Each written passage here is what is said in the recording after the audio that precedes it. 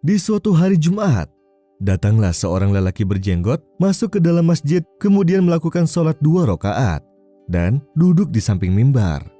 Lelaki itu kembali berdiri menunaikan sholat sunnah dan menunggu khatib menyampaikan khutbah Jumatnya.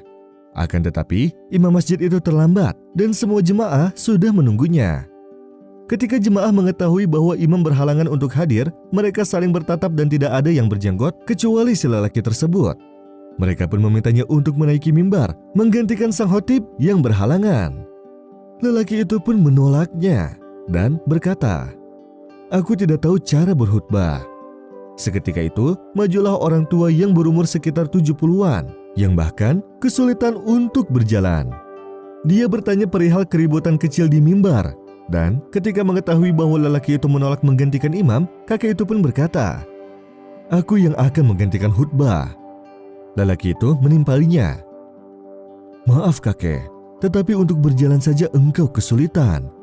Lantas bagaimana mungkin engkau mau berkhutbah?"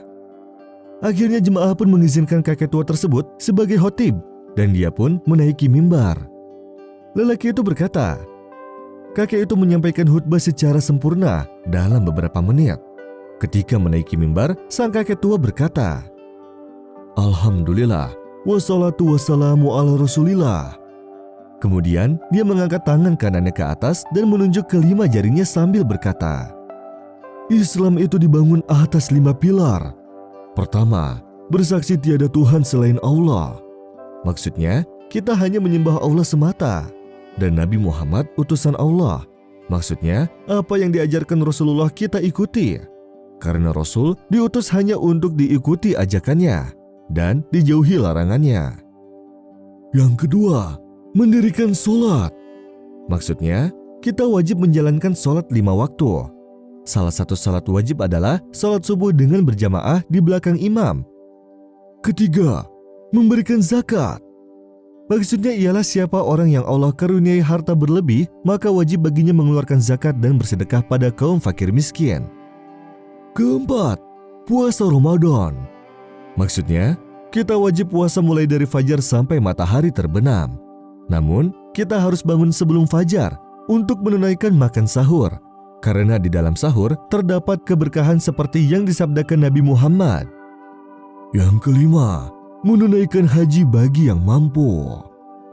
Seketika, kakek itu mengangkat tangannya karena dia belum mampu menunaikan ibadah haji. Dia pun berdoa, "Ya Allah, karuniailah aku agar dapat menunaikan ibadah haji." Kakek itu mengulangi doa itu sebanyak 3 kali.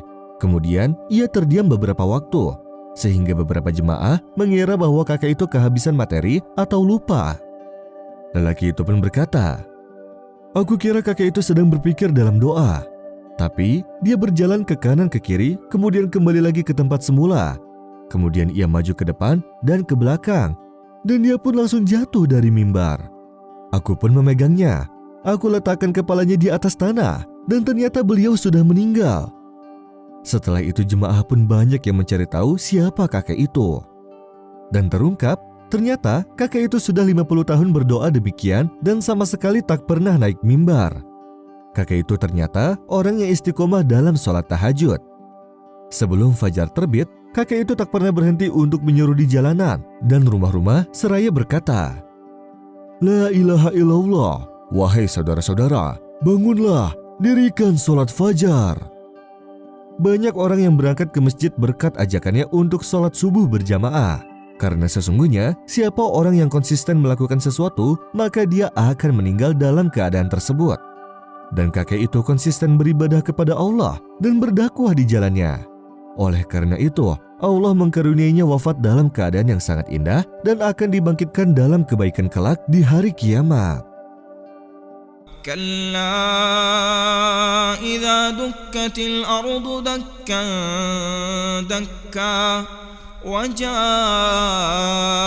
ربك والملك صفا صفا وجيء يومئذ بجهنم يومئذ يتذكر الإنسان وأنى له الذكرى يقول يا ليتني قدمت لحياتي فيومئذ لا يعذب عذابه أحد ولا يوثق وثاقه أحد. يا أيتها النفس المطمئنة ارجعي إلى ربك راضية مرضية فادخلي في عبادي وادخلي جنتي.